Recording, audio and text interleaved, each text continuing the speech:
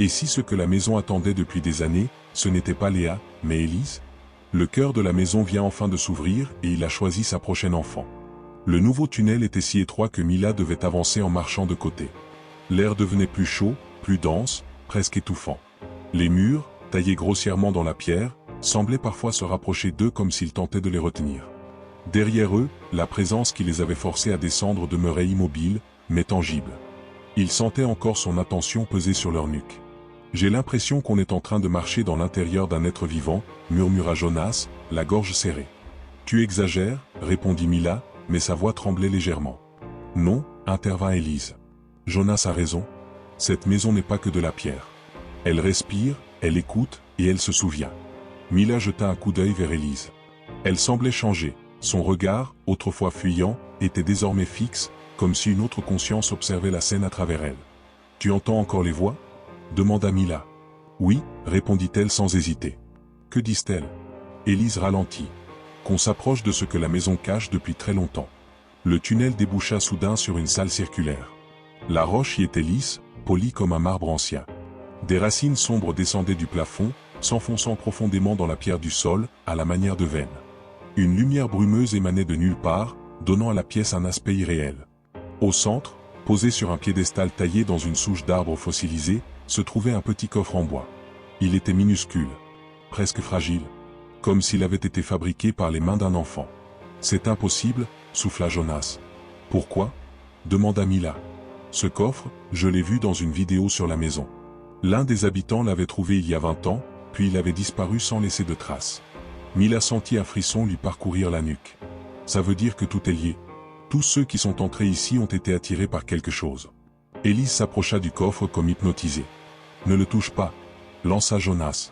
Elle s'arrêta, mais ses doigts tremblaient d'envie. « C'est elle, » dit Élise. « Je le sens.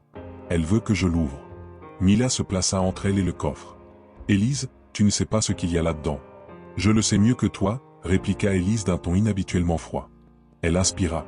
Sa voix se fit plus grave, plus lente. « Ce coffre contient ce qui reste d'elle. » Jonas pâlit. « Tu veux dire, là ?»« Pas son corps, » coupa Élise.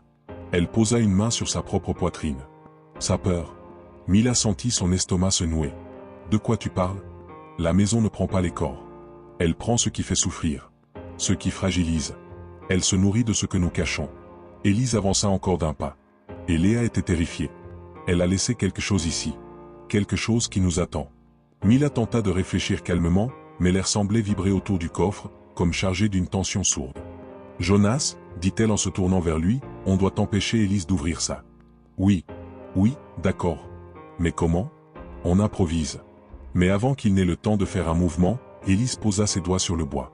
La salle entière sembla se figer. Le coffre s'ouvrit sans résistance.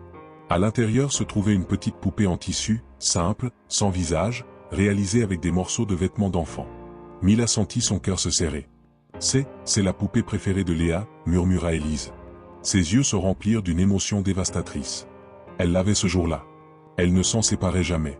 Jonas s'approcha, fasciné malgré lui. « Mais si la poupée est ici, alors elle n'a jamais quitté cette maison. »« Exactement, » dit Élise, la voix tremblante. Elle prit doucement la poupée. À l'instant même où ses doigts refermèrent le tissu, un changement subtil mais violent s'opéra. Les racines du plafond frémirent légèrement, comme si un signal venait de circuler dans toute la maison. Élise releva la tête. Son regard n'était plus celui d'Élise. Ses pupilles étaient dilatées. Son expression figée. Elle semblait écouter une voix que ni Mila ni Jonas ne percevaient. « Elle est revenue, » dit Élise. « Qui ça ?» demanda Jonas. « Elle. » Mila sentit la peur grimper en elle. « Élise, pose la poupée. »« Je ne peux pas, » répondit Élise d'une voix douce mais étrangère. Elle caressa la poupée comme un enfant apaisant un autre. « Elle veut que je reste avec elle. Elle dit que je suis la dernière. » Mila fronça les sourcils. « La dernière de quoi ?» Élise sourit lentement, un sourire qu'elle n'avait jamais eu. La dernière enfant que la maison attendait. En ouvrant le coffre, Élise semble avoir laissé la maison ou la présence qui l'habite s'emparer d'elle. Et ce n'est que le début. Index revers pointant vers la droite blanc si ce chapitre t'a tenu en apnée, abonne-toi pour ne pas manquer la suite, et dis-moi en commentaire. Selon toi, qu'est devenue Élise maintenant que la maison l'a reconnue ? Et que contient réellement le cœur de la maison ?